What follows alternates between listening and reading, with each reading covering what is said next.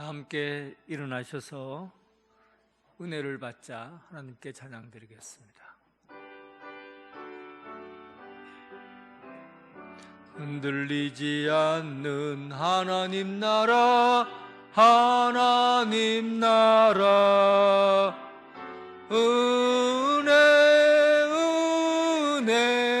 은혜를 받자.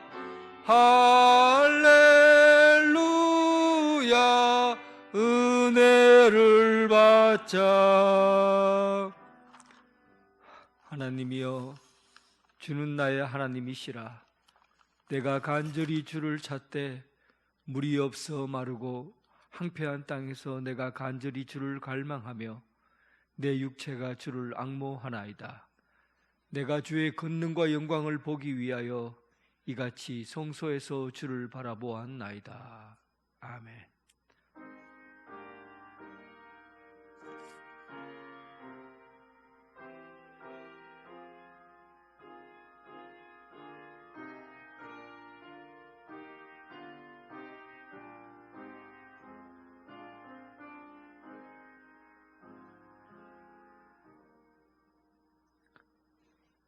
자비와 긍휼이 풍성하신 하나님 아버지, 주연절 일곱째 날 이 아침에 세상을 사랑하시러 오신 아버지의 그 크신 사랑을 생각하며 감사와 찬양을 올려드립니다.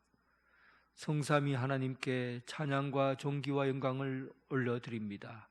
받아주옵소서. 예수 그리스도의 이름으로 기원하옵나이다. 아멘.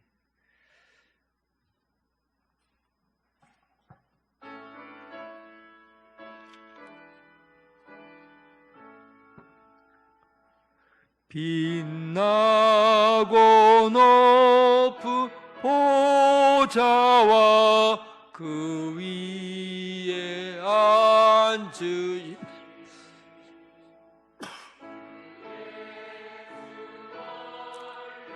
해같이 빛나네. 해같이 빛나네. 지극히 높은 위엄과 한없는 자비를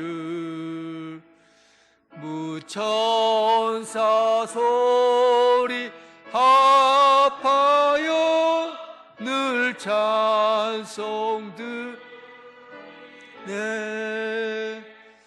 늘 찬송 드리네. 영죽을 나를 살리려 그 영광 떠나서 그 부끄러운 십자가 날 위해 지셨네. 날 위해 지셨네. 나 이제 생명 있음은 주님의 은혜요. 저 사망 권세 이기니 큰 기쁨 넘치네. 큰 기쁨 넘치네. 주님의 보좌 있는데 천한 몸 이르러 그 영광 몸서 배울 때 내 기쁨 넘치리. 내 기쁨 넘치리. 아멘. 사도신경으로 신앙 고백 드리겠습니다. 나는 전능하신 아버지 하나님 전지의 창조주를 믿습니다. 나는 그의 유일하신 아들 우리 주 예수 그리스도를 믿습니다. 그는 성령으로 잉태되어 동정녀 마리아에게서 나시고 본디오 빌라도에게 고난을 받아 십자가에 못 박혀 죽으시고 장사된 지 사흘 만에 죽은 자 가운데서 다시 살아나셨으며 하늘에 오르시어 전능하신 아버지 하나님 우편에 앉아 계시다가 거기로부터 살아있는 자와 죽은 자를 심판하러 오십니다. 나는 성령을 믿으며 거룩한 공교회와 성도의 교제와 죄를 용서받는 것과 몸의 부활과 영생을 믿습니다. 아멘. 교동문 2편 2장 10편 2편입니다.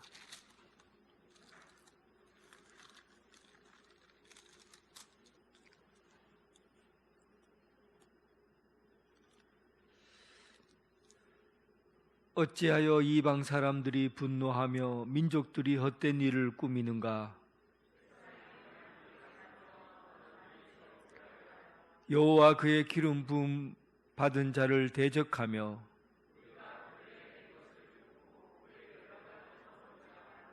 하늘에 계신 이가 웃으시며 그때 분을 바라며 진노하사 그들을 놀라게 하여 이르시기를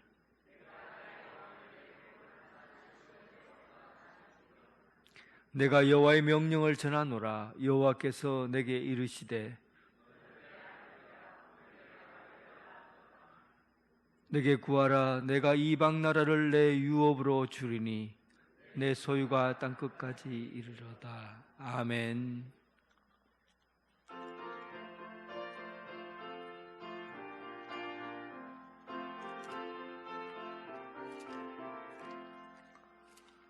내 진정 사모하는 친구가 되시는 구주 예수님은 아름다워라.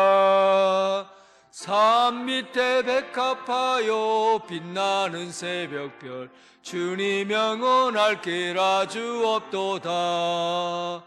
내 마음이 아플 적에 그 위로 되시며 나 외로울 때 좋은 친구라. 주는 저 산 밑에 백합 빛나는 새벽별 이 땅 위에 것이 없도다. 내 맘의 모든 염려 이 세상 고락도 주님 항상 같이 하여 주시고 시험을 당할 때에 악마의 계교를 즉시 물리치사 날 지키시네. 온 세상 날 버려도 주 예수 안 버려 끝까지 나를 돌아보시니 주는 저 산 밑에 백합 빛나는 새벽별 위에 비길 것이 없도다. 내 마음을 다하여서 주님을 따르며 길이 나를 사랑하리니 불이 두렵지 않고 창검도 겁없네. 주는 높은 산속 내 방패시라. 내 영혼 먹이시는 그 은혜 누리고 나 친히 주를 뵙기 원하네. 주는 저 산 밑에 백합 빛나는 새벽별 이 땅 위에 비길 것이 없도다.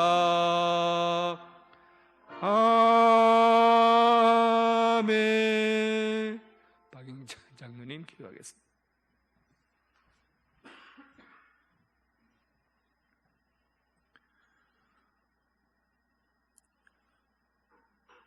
영광과 찬송과 경배를 받으시옵소서. 우리의 창조자 되시는 하나님을 찬양하며 예배로 나아갑니다. 한 주간도 우리를 지키시고 인도하여 주신 주님께 감사드립니다. 세상에 살면서 상처받은 영혼들을 주님의 거룩한 전으로 불러주신 주님께 감사를 드립니다. 존귀하신 주님의 성호를 경외함으로 두려워해야 함에도 불구하고 옛사람의 구습을 쫓아 썩어져가는 세상을 따라 살지는 않았는지, 이 세상을 쫓아 살려고 하는 유혹을 물리치게 하시고 주님 주신 십자가의 은혜를 저버리지 않도록 붙들어 주시기를 원하고 또한 원합니다. 우리를 주님의 큰 능력으로 붙잡아 주셔서 늘 세상을 이기는 능력의 삶이 되게 하여 주옵소서. 이 시간 튀르키예와 시리아에 일어난 지진으로 피해를 입은 이들을 위해서 기도합니다.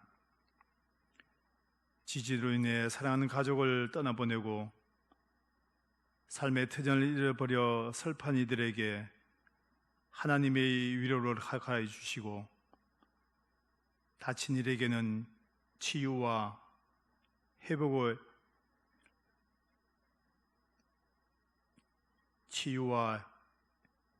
베풀어 주시기를 원합니다.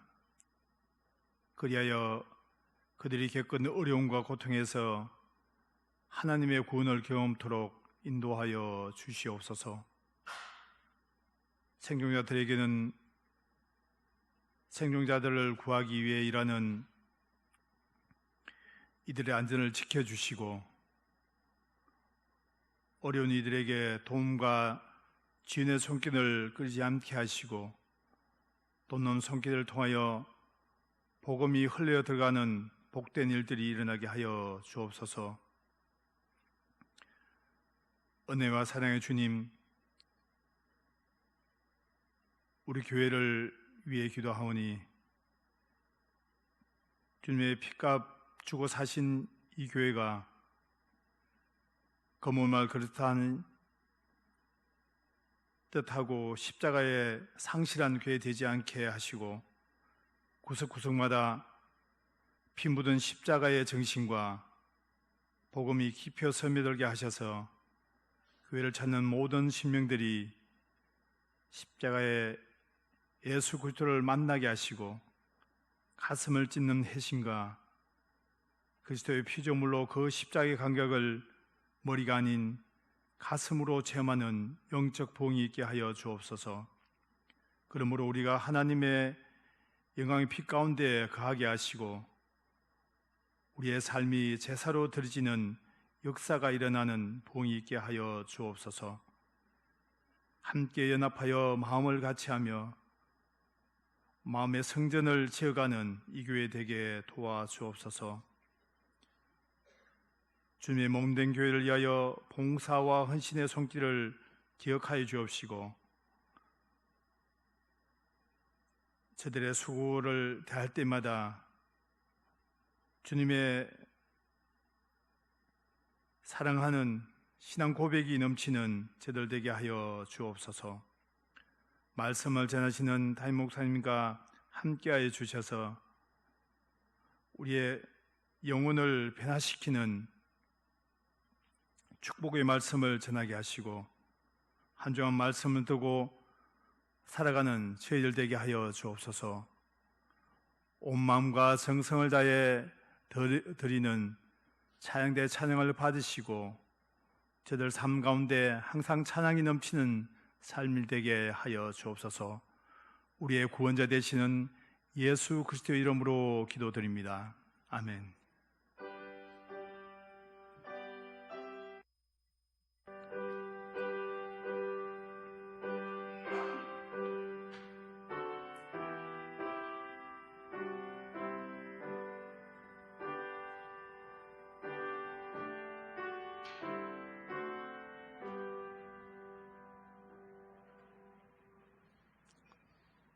참 잘 오셨습니다. 주님의 사랑으로 사랑합니다.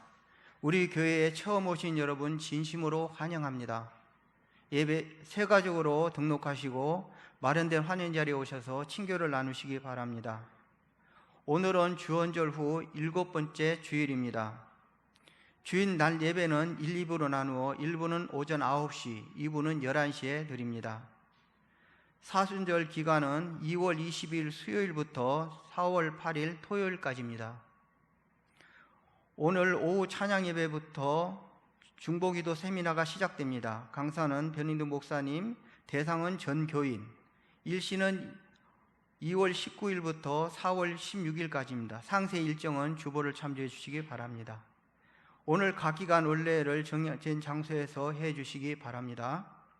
당회가 26일 주일 2부 예배 후 목양실에서 있습니다.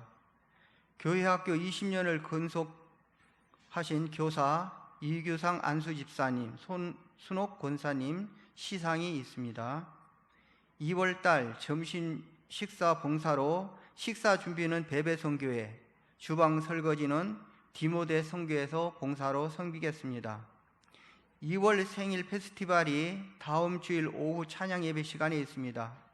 2월달 생일자는 빠짐없이 참석해 주시기 바랍니다.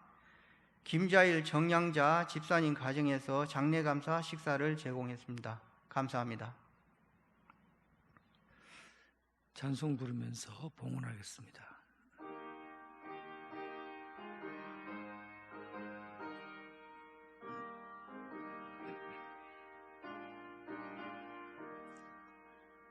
내게 있는 귀한 것을 주님 앞에 다 바쳐도 주님 주신 큰 사랑에 부족할 것뿐입니다. 구원하신 나의 주님 크신 은혜 생각하며 주께 힘써 바치겠네. 아까울 것 무엇이라. 아멘.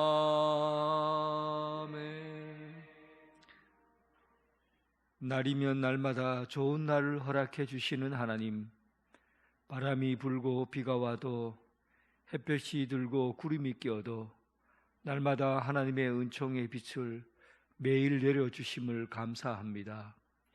오늘 하나님께서 우리에게 주신 은혜를 생각하며 하나님 앞에 예물 드립니다. 우리에게 일용할 양식으로 육신의 창고를 채워주시고 말씀으로 영혼의 빈방을 채워주시니 감사합니다.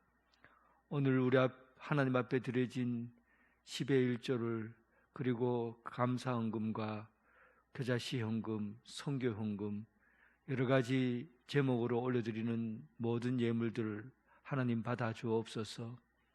두 렙돈의 전 재산을 가진 여인처럼 오늘 우리가 작은 것을 가지고도 정성과 마음을 다하여 드리오니 우리의 예물이 향기로운 제물로 타오르게 하여 주옵소서. 우리에게 처해진 상황이 어떠해도 하나님을 찬양하게 하시고 우리의 삶의 현실이 비록 어려워도 언제나 주님만이 옳다는 것을 인정하게 하시고 이 세상이 흔들리고 무너지는 것 같아도 흔들리지 않는 믿음을 가지고 은혜를 받고 살아가게 하여 주옵소서. 예수님 이름으로 기도드립니다. 아멘.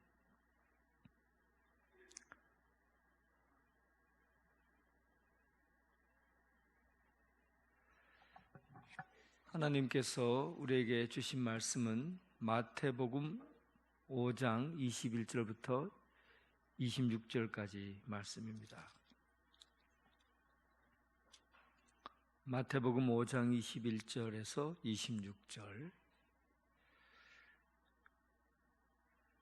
옛사람에게 말한 바 살인하지 말라. 누구든지 살인하면 심판을 받게 되리라 하였다는 것을 너희가 들었으나 나는 너희에게 이르노니 형제에게 노하는 자마다 심판을 받게 되고 형제를 대하여 라가라 하는 자는 공회에 잡혀가게 되고 미련한 놈이라 하는 자는 지옥불에 들어가게 되리라. 그러므로 예물을 제단에 드리러다가 거기서 내 형제에게 원망 들을 만한 일이 있는 것이 생각나거든. 예물을 제단 앞에 두고 먼저 가서 형제와 화목하고 그 후에 와서 예물을 드리라. 너를 고발하는 자와 함께 길에 있을 때 급히 사화하라. 그 고발하는 자가 너를 재판관에게 내어주고 재판관이 옥리에게 내어주어 옥에 가둘까 염려하라. 진실로 내게 이르노니 내가 한 푼이라도 남김없이 다 갚기 전에는 결코 거기서 나오지 못하리라. 아멘.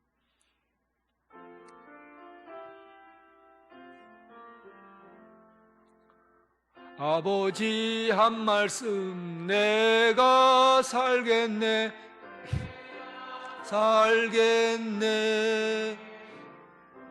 아멘 아멘 아멘 아멘 아멘.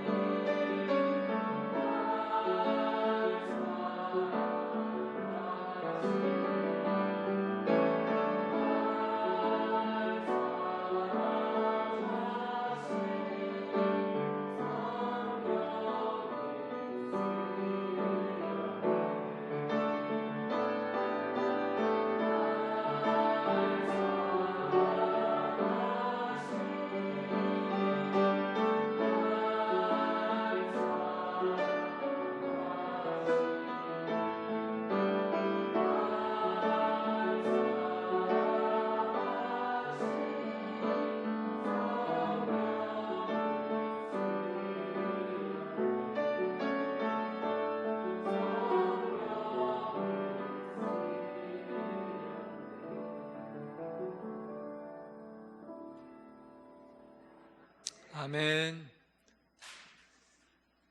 주님의 평안이 여러분들과 함께하기를 바랍니다. 요즘은 제가 집사람 때문에 별의별 일을 다 겪습니다. 드라마를 좀 보려고 침대에 이렇게 누워서 거실에 누워서 드라마를 열드하고 있었어요. 너무 재밌게 보고 있었는데 갑자기 내 머리를 자꾸 빗어주는 거예요. 빗으로. 야, 서비스 좋다. 어떻게 머리를 다 빗어주노 하고는 머리를 착착 빗어요. 그런데 머리가 차가워요. 머리를 빗는데 왜 차갑지 하고는 조금 참았어요. 그리고는 머리를 계속 빗더라고요. 그리고는 하는 말이 머리가 너무 휘어져서 여보 지저분해 보인다. 그래서 내가 보기 좋게 염색했다는 거예요. 깜짝 놀라갖고 저는 사실은 흰머리를 좋아했거든요. 우리 교회 미용해 주시는 집사님이 내 흰머리가 너무 아름답대요. 그래서 흰머리를 너무 좋아했는데 집사람이 머리를 새카맣게 만들어 놓은 거예요. 그래서 제가 이제는 내 머리도 내 맘대로 못하나. 예수님께서 머리 둘 곳 없다고 하더니만 이런 말인가. 하여튼 집사람 생각에는 나를 좀 예쁘게 보이려고 그렇게 한 거예요. 아름답게 예쁘게 보이려고 솜씨를 발휘해 본 거죠. 그래서 제가 성경을 쭉 읽다 보니까 진짜 아름다운 게 뭘까? 사람이 아름다운 게 머리를 염색하고 외형을 꾸미는 것이 아름다운 것일까 하고, 사람의 아름다운 게 뭘까 하고 성경을 찾아봤어요. 사람이 아름다운 것은 성경엔 단 한마디로 되어 있어요. 생명이 있기 때문에 아름답다는 거예요. 단순하죠? 사람이 아름다운 것은 외형을 꾸며서가 아니라 생명이 있기 때문에 아름답다는 거예요. 사실은 장례식 때 제가 입관하기 전에, 입관할 때 염하잖아요. 염하면 그때 제가 들어가거든요. 웬만하면 들어갑니다. 들어가면 알코올로 해갖고 몸을 싹 닦아내고 얼굴에 화장을 하고 상처난 부분은 다 꼬매고 예쁘게 화장을 해요. 그런데 죽은 사람은 아무리 화장을 해도 아름답다는 생각이 안 들어요. 젊은 사람이든 나이 든 사람든 죽은 사람은 아름답지 않는 거예요. 생명이 빠져나간 몸은 아름다울 수가 없어요. 창세기 2장 7절 말씀을 제가 공동번역으로 읽어볼게요. 공동번역은 조금 더 쉽게 다가오거든요. 공동번역 창세기 2장 7절, 하나님이 사람을 지으시고 사람이 코에 생명의 숨결을 불어, 사람의 코에 생명의 숨결을 불어 넣으셨다. 그러자 사람이 살아있는 인물이 되었다. 하나님이 코에다가 호흡을 후 하고 불어 넣으니까 사람이 살아있는 생명, 아름다운 생명이 되었다는 겁니다. 사람이 아름다운 것은 하나님께서 후 하고 생명을 불어넣기 때문에 사람이 아름다운 거예요.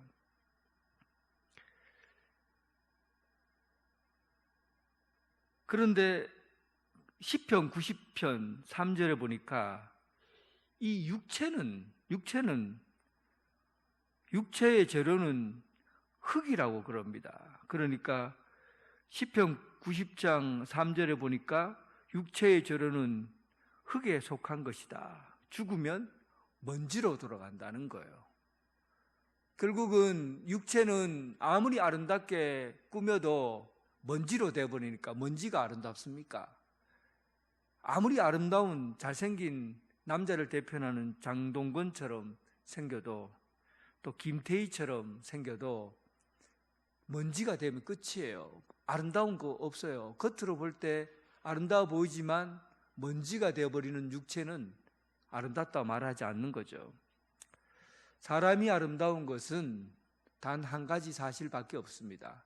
하나님이 그 속에 생명을 불어넣었기 때문에 아름다운 거예요. 결국은 살아있으면 사람은 다 아름다운 겁니다. 이제 확인 한번 해볼게요. 옆에 사람 살았습니까? 죽었습니까? 옆에 사람 살았어요? 그러면 한마디 하세요. 당신 살아있으니까 당신은 아름다운 사람입니다. 예. 살아있지요? 아름다운 사람이에요. 사람은 생명이 있기 때문에 존엄하고 아름다운데 그것은 우리의 생명은 하나님의 호흡이 깃들어 있기 때문에 그래요. 이 세상에 그 어떤 살아있는 것들이 하나님의 호흡이 들어간 것은 없습니다. 그래서 존엄하다, 아름답다라는 표현은 사람에게 쓰는 거예요. 존엄하다, 아름답다. 하나님의 호흡이 있기 때문에 존엄하고 아름다운 거예요. 사람에 대한 생명의식을 이 정도로만 생각하고 있으면 오늘 본문이 이해가 됩니다. 이 본문은 사람이 아름답고 존귀한 생명을 갖고 있다라는 이 중심의 뜻을 제대로 알고 있어야 오늘 본문이 이해가 돼요. 한번 이제부터 오늘 본문을 본격적으로 살펴봅시다. 21절에 보니까 옛 사람에게 말한 바 살인하지 말라, 누구든지 살인하면 심판을 받게 되리라 하였다는 것을 너희가 들었으나, 여기서 옛 사람은 누구냐 하면 옛 사람이 너희가 들었으나 이렇게 되어 있잖아요. 그 옛 사람이 누구냐 하면 율법을 십계명을 시내산에서 받은 모세가 옛사람이냐? 사실은 그 옛사람이 아닙니다. 여기서 말하는 옛사람은 율법을 해석하는 사람을 의미해요. 그러면 율법을 해석하는 사람이 누구예요? 그때 당시 로마 시대에 사람들이 어떤 언어를 사용했냐면 예루살렘 주변에서 흩어져 있던 사람들이 사용한 언어는 히브리어가 아니에요. 아람어를 썼어요. 아람어가 시장 언어예요. 아바, 아버지, 달리달쿰 뭐 이런 것들은 다 시장 언어, 아람어예요. 예수님이 사용하는 언어죠. 그런데 성경 토라는 그 글이 무슨 말로 되어 있냐면 히브리어로 쓰여져 있어요. 일반적인 사람들은 히브리어를 모릅니다. 또 히브리어를 사용할지도 몰라요. 그런데 성경은 토라는 히브리어로 되어 있기 때문에 그것을 해석하는 사람은 랍비들, 그 바리새인 중에서도 랍비들, 이런 사람들이 말씀을 읽을 수가 있고 해석할 수 있는 거예요. 그러다 보니까 성경을 가지고 이제 해석하려고 하면 회당에 들어가서 사람들을 모아놓고 말씀을 읽고 해석해 주는 거죠. 이 성경이 얼마나 비싸요. 토라를 집에다 가지고 올 수 없었으니까 대부분 다 성경을 회당에다가 놔두고 회당에서 꺼내서 말씀을 읽게 되죠. 성경을 읽을 줄 아는 사람은 많이 없어요. 그러니까 그 사람들 중에서 사람 말씀을 해석해야 되니까 해석할 때 그대로 해석하기보다는 말씀을 덧붙여서 더해서 그렇게 해석할 경우가 많았던 거죠. 예수님께서 바로 이 점을 지적한 겁니다. 옛사람이 오늘 말씀을 얘기할 때, 옛사람들이 말씀을 전할 때 살인하지 말라, 누구든지 살인하면 심판을 받게 되리라, 그렇게 말했다는 거예요. 한번 보십시오. 여러분들이 성경의 출애굽기 21장 13절이 오늘 본문의 원본문이에요. 그러면 출애굽기 21장 13절에는 뭐라고 되어 있습니까? 그냥 살인하지 말라, 그 외에는 글이 없어요. 그런데 덧붙였죠. 예수님이 볼 땐 덧붙인 거예요. 누구든지 살인하면 심판을 받게 되리라 라는 말을 덧붙였다는 거예요. 원래 성경은 살인하지 말라라고 되어 있는데 이 해석하는 사람들이 말을 덧붙인 거죠. 살인하지 말라, 누구든지 살인하면 심판을 받게 되리라. 심판을 받게 된다는 말을 추가하면서 살인하지 말라라는 이 율법을 가볍게 넘어갈 수 있게 된 거예요. 쉽게 넘어갈 수 있게 된 거예요. 왜냐하면 살인하면 심판을 받게 된다는 것은 실제적인 살인을 의미하잖아요. 실질적으로 살인하면 내가 거기에 대한 법적인 책임을 묻겠다, 이런 얘기잖아요. 그러니까 여러분들에게 이 말씀을 이 말씀이 왜 이렇게 쉽게 넘어갈 수 있는 말씀이냐면, 이렇게 법의 심판을 받는 실질적인 살인에 대해서 얘기하면 너무 살인이 쉬워요. 쉽게 넘어갈 수 있는 거죠. 왜 그런지 한번 보십시오. 여러분, 살인해봤습니까? 살인한 적이 있습니까? 사람을 죽인 적이 있어요? 저는 닭 한 마리 잡으라고 해도 닭의 목 비틀라니까 겁이 나서 벌벌벌 떨더라고요. 닭 목을 못 비틀어서 닭 못 잡아 먹었어요, 시골 가서. 그런데 어떻게 사람을 죽입니까? 보통 사람들은 사람 못 죽여요. 사람 죽이는 사람은 뉴스에 나오는 사람이지, 특별하게 대한민국에서 손가락 꼽힐 만큼 특별한 정신적으로 문제가 있거나 뭐 이런 사건 사고로 인해서 사람을 죽이지, 보통 사람들은 사람 못 죽입니다. 사람 죽여봤습니까? 못 죽여요. 그러니까 오늘 본문을 보면, 살인을 하게 되면 심판을 받게 되는구나. 그러니까 이건 나와 상관없는 일이야. 이거는 그냥 넘어가도 돼. 나는 살인을 범할 사람이 아니니까 이 십계명에 대해서는 쉽게 넘어가는 거예요. 다른 것도 마찬가지예요. 간음하지 말라. 간음은 직접 실질적으로 현장에서 간음한 것이 드러났을 때 간음으로 드러나요. 나는 현장에서 간음죄를 저질러서 들키지 않았기 때문에 나는 간음하지 않는 거야, 이렇게 쉽게 넘어가 버리는 거예요.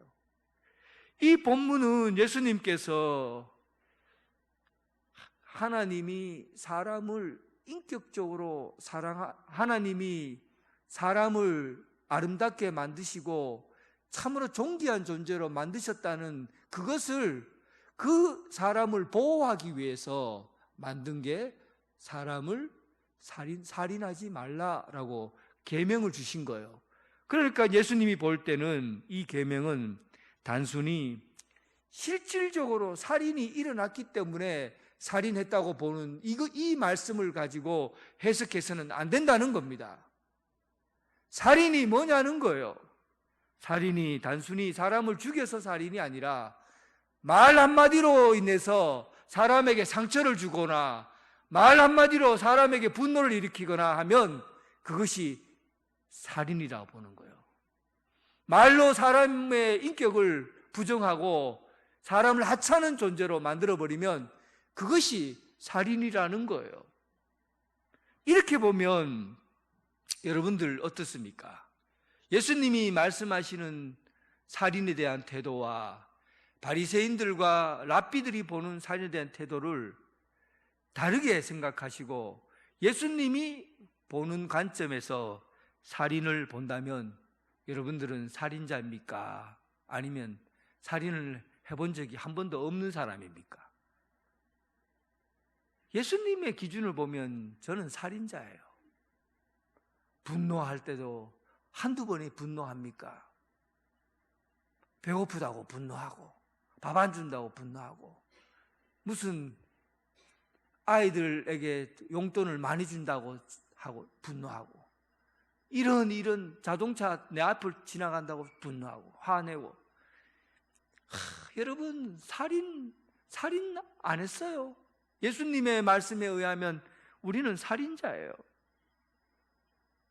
형제에게 분노하는 자마다 심판을 받게 되고 형제에게 분노하는 자마다 심판을 받게. 얼마 전에 제가 텔레비전을 보고 있는데 경주에선가 여자 운전사가 이렇게 천천히 이렇게 지나가고 있는데 답답하니까 뒤에서 빵빵 거려요. 그런데도 불구하고 차선을 잘못 갔는지 그냥 계속 자기가 길을 가는 거예요. 그래서 이 젊은 사람이 갑자기 차 앞을 팍 달려가야 되면 그 앞에다가 딱 서고는 천천히 가면서 차 멈추라는 거예요. 그리고는 차를 딱 멈추니까 내려오자마자 창문 열으라고 하고 그 아줌마 한 50대신 아줌마 분이 한 분이 창문을 내리더라고요. 내리니까는 이 젊은 사람이 왜 이러냐 하고 막 소리를 지르더니만은 머리카락을 잡고 사람은 막 바닥에 내팽개치고는 발로 막 여자분의 배를 막 들이차는 거예요. 어떻게 해서 이런 일이 일어난 거예요? 분노를 못 참으니까. 순간적으로 길을 놓치고 자기 앞을 지나갔다고 화가 나서 그냥 사람을 막 발로 차고 그러는 거예요. 위에서 막 콩콩콩콩콩 소리가 난다고 아랫집에 있는 사람이 칼을 들고 올라가고 그 집 사람을 죽여버렸어요. 위에서 콩콩콩 거린다고 위로 올라간 거예요. 엘리베이터를 타는데 사람들이 비좁은 틈을 타서 들어와서 삐 소리가 나니까 그는 길을 막아버리고 다른 사람이 나가는 거예요. 사람들이 화가 나고 분노를 하는 거죠. 여러분, 예수님께서는 살인이라는 것이 결과를 두고 얘기하자는, 지금의 사람들은 결과만 두고 살인을 평가한 거죠. 사람을 죽여서 현장에서 드러나야만이 그게 살인이라고 보는 거예요. 바리새인과 랍비들은 법적으로 살인이 일어나야만이, 증거가 있고 일어나야만이 그것이 살인이라고 본 거예요. 그런데 예수님은 아니다. 내 마음에 분노를 품으면 마음에서부터 이미 살인이 이루어지고 있는 거다. 내 마음에 분노가 일어나면 그 마음으로부터 이미 살인자가 된 거라는 거예요. 분노의 감정은 순간적으로 일어나요. 갑작스럽게 일어나는 거예요. 그래서 이 분노의 마음은 다스릴 수 있어야 됩니다. 에스키모인들은 집에서 막 싸우고 뭐 이렇게 해서 분노가 일어나잖아요. 그러면 어떻게 이 분노를 해결하냐면, 바깥이 얼마나 추워요. 그런데도 불구하고 바깥을 그냥 걷는다는 거예요. 언제까지 걷느냐 하면 분노가 없어질 때까지 걷는데요. 무작정 걷는 거죠. 그리고는 분노가 다 없어졌다 생각되면 그때 나무를 하나 탁 꽂고는, 나무를 꼽는다는 이유는 뭐죠? 내가 이 분노를 여기다가 탁 내려놓고 온다는 겁니다. 나무를 하나 탁 꽂고는, 그리고 집으로 돌아온다는 거. 그러면은 내 안에 있는 화가 싹 가라앉아지고 평화가 찾아온다는 거죠. 어떤 사람은 갑자기 일어나는 분노를 어떻게 참느냐 하니까 흔히 하는 말로 숨을 10번씩 복식호흡, 갑작스럽게 일어난 일들을 막기 위해서 숨을 쉬라는 거죠. 숨을 10번을 쉬라는 거예요. 저는 이런 방법들도 괜찮은 방법이라고 생각합니다. 분노 일어나서 사람을 죽일 수도 있으니까, 분노 자체가 살인 도구가 되니까 저는 숨을 깊이 쉬고 또 걸어서 바깥으로 나가서 걷는 것, 참으로 분노를 가라앉힐 수 있는 좋은 거라고 생각해요. 우리 기독교 전통 중에서 화살 기도라고 있습니다.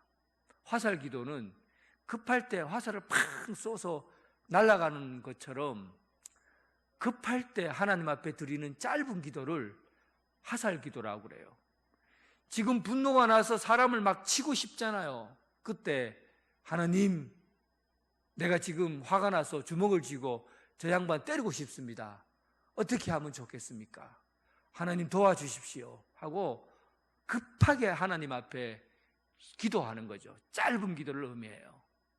이렇게 화살 기도를 드리면서 하나님 앞에 내 자신의 마음을 가라앉히는 거죠. 분노를 조절하는 거죠. 분노는 갑작스럽게 일어나는 감정이기 때문에 그 감정을 다스려야 됩니다. 그러지 않으면 그 감정으로 인해서 살인자가 될 수 있는 거예요. 그런데 오늘 예수님께서는 단순히 분노 하나 때문에 살인을 저지르는 게 아니다. 더 일상적으로 드러난 것들이 있는데 그것이 바로 사람들에게 라카라고 말하거나 모래라고 말하는 경우, 모래라는 말은 어리석다라는 말이에요.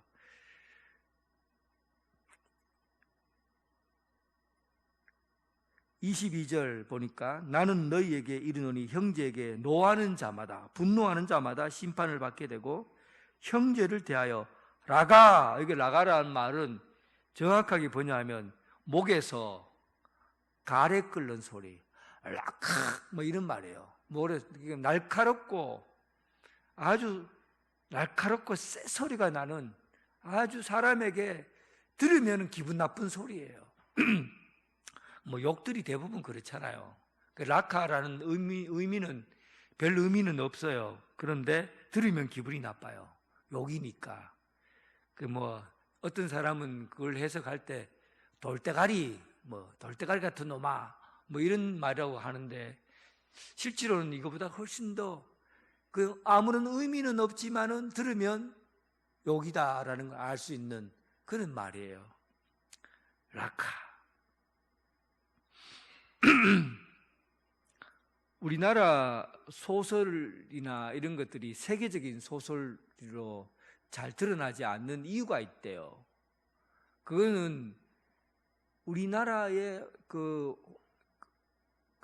형용사가 너무나 다양한데 이 다양한 형용사를 번역을 해내지 못한다는 거예요. 특히 욕 같은 경우는 한국 사람의 욕은 세계적이에요. 따라갈 수 없을 만큼 다양해요. 외국 사람들은 욕이 뭐 한 가지밖에 없어요. 거의. 그런데 우리나라 사람들은요, 숫자에다가 욕을 다 만들어 놓지요. 동물에다가 욕을 다 만들어 놓죠. 그리고 부모를 가지고도 욕을 다 욕하죠. 인류의 부도덕하고 나쁜 것들은 다 갖다다가 붙이면 욕이에요. 한국 사람들은 그 다양한 언어를 갖고 있기 때문에 이런 욕들도 다양성을 갖고 있는 거죠. 이게 무엇을 뜻할까요?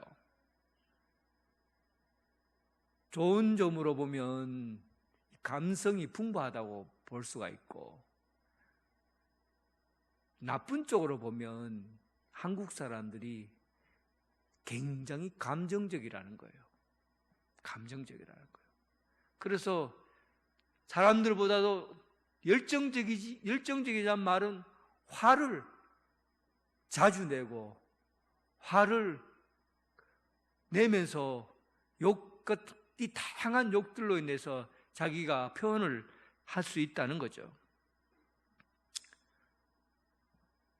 그리고 모래라는 말, 라카라는 말은 사람들의 마음을 후벼 파는 그런 기술적인 욕을 의미해요. 복수가 되죠. 막 욕을 막 하니까. 모래라는 말은 미련한 놈이라는 뜻을 갖고 있는데 이거는 인격적으로 무시하는 경우죠. 그러니까 사람을 욕할 때 그냥 막 말도 안 되는 이야기를 막 쏟아붓는 그런 날카로운 쇳소리가 나는 욕들이 아니라, 이 모래라는 욕은 사람의 인격에 이 흠집을 주는 거죠. 예를 들면 이 쓰레기 같은 놈, 막 이런 얘기죠. 이 빌어먹을 놈, 상대방의 자존심을 막 상하게 해서 명예를 떨어뜨리는 거죠. 제가 얘기했죠. 제가 제일 듣기 싫어하는 욕이 뭡니까? 뺑다가. 내 별명을 부르는 거야. 뺑다가. 나는 그 별명만 부르면 막 열이 받치고, 그리고는 밤에 몰래 들어가서 머리털 다 뽑아버리고 싶은 그런 충동이 생겨요. 사람의 인격적으로 모독을 당하면 견딜 수가 없는 거죠. 그런데 예수님께서는 이런 거예요. 사람에게 라카라고 말하고 모래라고 말하는 우리 일상적인 복수 방법이잖아요. 사람과 이제 대화를 할 때, 만날 때 내가 이 사람에게 손해를 봤다 생각되거나, 아니면 이 사람이 나에 대해서 불쾌하게 대했다고 하거나 인격을 모독했다고 하면 당장 화를 내고 욕하고 비난하고 그리고 낙하라고 하고 모래라고 하고 그렇게 해서 상대방에게 말로 복수하잖아요. 그게 사람의 그래야 우리가 스트레스가 풀린다고 생각해요. 그래야 우리의 영혼이 그래도 정신적으로 괜찮다고 생각하는 거죠. 그런데 여러분, 예수님께서는 이런 복수하는 말들을 두고 살인행위라고 본 겁니다. 우리는 일상적으로 하는 일이에요. 그런데 이렇게 하는 이야기들을 두고 예수님은 살인행위라고 본 거예요. 왜 이렇게 예수님이 극단적으로 표현한 겁니까? 사람이 그만큼 존귀하다는 걸, 하나님의 호흡을 불어넣어서 만든 인간이, 하나님의 성품이 깃들어져 있는 인간이 그만큼 존귀한 인간인데 어떻게 이 존귀한 인간에게 말을 함부로 해서 그의 인격을 손상시킬 수 있냐는 거예요. 그를 비참하게 만들 수 있냐는 거예요. 사람을 어떻게 그렇게 하찮게 여기게 하냐는 거예요. 이런 부분에서 예수님께서는 그렇게 인간을 하찮게 보고 존귀하게 여기지 않는 그 행위를 살인이라고 본 겁니다. 어떻습니까, 여러분? 여러분들은 살인자입니까?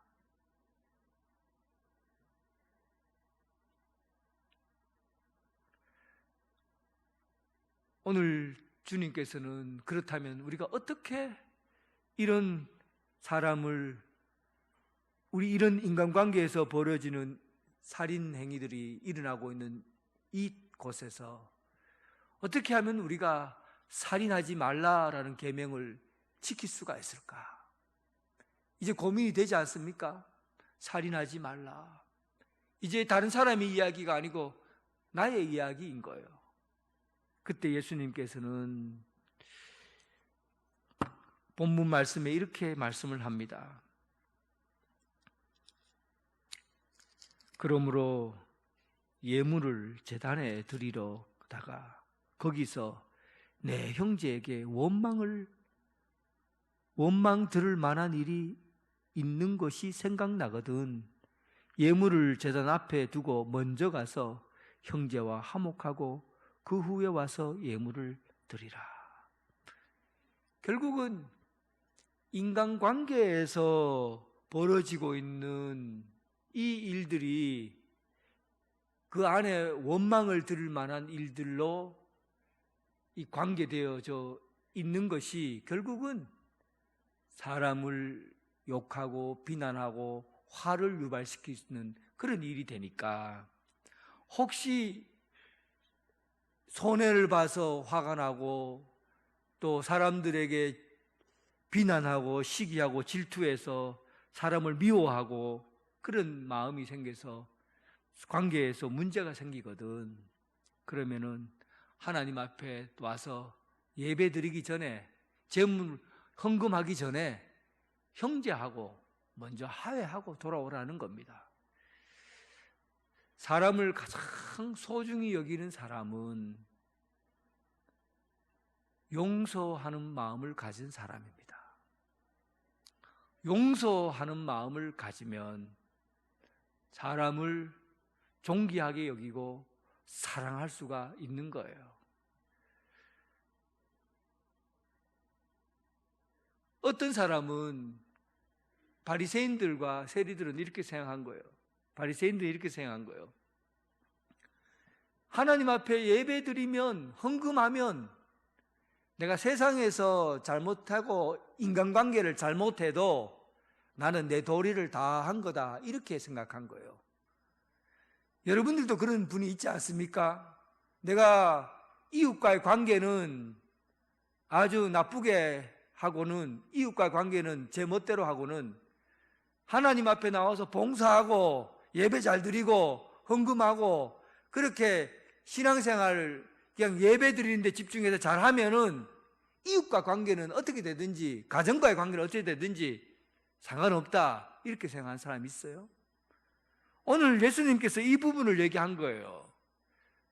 이웃과의 관계는 막 원수 관계가 되고 그리고 나쁜 관계로 해오다가 그냥 주님 앞에 나와서 헌금하고 예배드리면 네가 다 됐다고 생각하느냐? 이웃을 존중히 여기지 못하고 하나님의 사람을 그렇게 귀하게 여기지 못하는 그런 관계에서는 예배드려도 소용이 없다. 헌금을 해도 헌금을 안 받겠다. 그러니 지금 당장 나가서 형제와 관계를 새롭게 하고 다시 돌아오라는 겁니다. 용서하는 마음, 사랑하는 마음을 가지고 이웃을 대하면 하나님께서 너의 예배도 받겠다는 거죠. 그리고 25절에 적과 함께 길을 가고 있는 동안에 얼른 하회하라. 그렇지 않으면 적이 당신을 재판관에 넘기고 감옥에 집어넣을 것이다. 이 말은 뭐예요? 사람은 이 세상 살아갈 때 정해진 시간 안에만 산다는 겁니다. 생명이라는 건 뭐예요? 하나님이 우리에게 생명을 주셨을 때만 살아있는 거예요. 생명을 거두어가면은 생명은 없는 거예요. 그러니까 이 생명의 시간은 한정적이라는 거예요. 한계가 있다는 거예요. 하나님이 주실 때, 하나님이 거두어갈 때 그 사이에 우리가 살아가는 거예요. 그런데 언제 이 생명을 거둬갈지 모르는 거죠. 생명을 거둬가 버리면 인간관계에 의해서 용서하지 못하고 사랑하지 못했던 부분에 대해서 심판을 하게 된다는 뜻입니다. 그 심판은 세상 사람에게 대한 심판이 아니라 하나님 앞에 서게 될 때 그때 심판을 의미해요. 용서하지 못하고 하나님의 사람을 존귀하지 못하면 살인하는 거니까 이 일이 얼마나 무겁고 큰 일입니까? 어떻게 하라는 겁니까? 시간이 있고 때가 있을 때 즉시로 용서해 주라는 거죠. 생각나거든. 길을 가다가 만났을 때, 원수를 길 가다 만났을 때 먼저 내가 잘못했다, 미안하다, 용서해줘 하고 자기 잘못 그리고 용서를 비르고 서로 화해하라는 거예요. 이것이 여러분 하나님께서 우리에게 주어진 기회의 시간이에요. 생명이 있는 사람이 생명을 얻고 그 기회를 얻으려면 그 기회를 활용하라는 겁니다. 무엇을 위해서? 내가 이웃을 사랑하지 못했던 그 시간을 서로 용서함으로 사랑하고 용서함으로 받아들이라는 거죠. 사랑하는 성도 여러분, 살인하지 말라라는 말은 실제로 우리가 사람을 죽였기 때문에 살인하지 말라는 얘기가 아닙니다. 우리는 감정적으로 분노하고 화내고 이웃의 마음을, 이웃의 영혼을 인간 이하로 취급하는 그런 마음, 그런 말 때문에 그 영혼에 살인이 일어나는 거예요. 우리는 이웃을 용서하고 사랑해야 됩니다. 감정과 분노를 다스려야 합니다. 하나님께서 이 세상을 사랑할 수 있는 기회는 우리가 숨이 붙어 있을 때 주신 그 기회밖에 없습니다. 하나님이 우리를 불러가시면 그 용서할 기회를 놓쳐버리게 돼요. 오늘 여러분 머릿속에 떠오르는 사람이 있다면 오늘 예배 마치고 당장 달려가서 내가 너를 용서한다, 사랑한다 하고 말씀하시고 하나님 앞에서 화목한 관계를 이루고 그리고 사람을 사랑해서 존중하는 그런 하나님의 사람으로, 아름다운 사람으로 살아갈 수 있기를 주님의 이름으로 축원합니다. 우리를 사랑하시는 하나님 아버지, 하나님께서 우리를 너무너무 사랑하셔서 독생자 예수 그리스도를 이 땅에 보내셨습니다. 이제 우리도 이웃을 내 몸과 같이 사랑하게 하옵시고 분노하거나 화가 나서 사람을 해치는 일이 없고 또한 마음에 미움이 있어서 즉 마음에 다툼이 있어서 용서하지 못할 그런 일들도 예수님의 사랑을 힘입어 서로 용서하고 사랑하며 그리고 주님의 아름다운 교회를 세워가게 하여 주옵소서. 예수님 이름으로 기도드립니다. 아멘. 다 함께 일어나셔서 하나님께 찬양 드리겠습니다.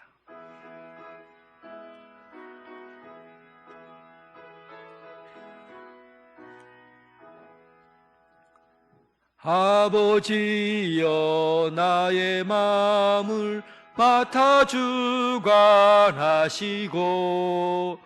완악하고 교만한 것 병케하여 주소서. 온유하고 겸손하여 화평하게 하시고 망령되고 악한 일을 물리치게 하소서. 하나님의 은총 속에 나를 보호하시고 주의 사랑 줄이 되어 나를 메어 주소서. 구세주의 흘린 피로 죄를 씻어 주시고 성령이여 하늘 길로 나를 인도하소서.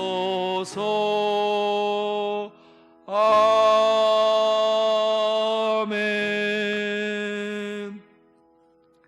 이제는 예수 그리스도의 은혜와 극진하신 하나님의 사랑과 성령님의 교통 감화 역사하심이 살인하지 말라 하는 말씀처럼 이웃을 내 몸과 같이 사랑하고 하나님의 사람으로 존중하고 용서하지 못할 사람 없이 다 용서하고 기회와 때가 있을 때마다 서로 사랑함으로 주님의 사람으로 성장해가고 자라길 원하며 오늘 이 자리에 함께한 성도들 위해 지금부터 영원토록 함께 하시기를 간절히 축원하옵나이다. 아멘.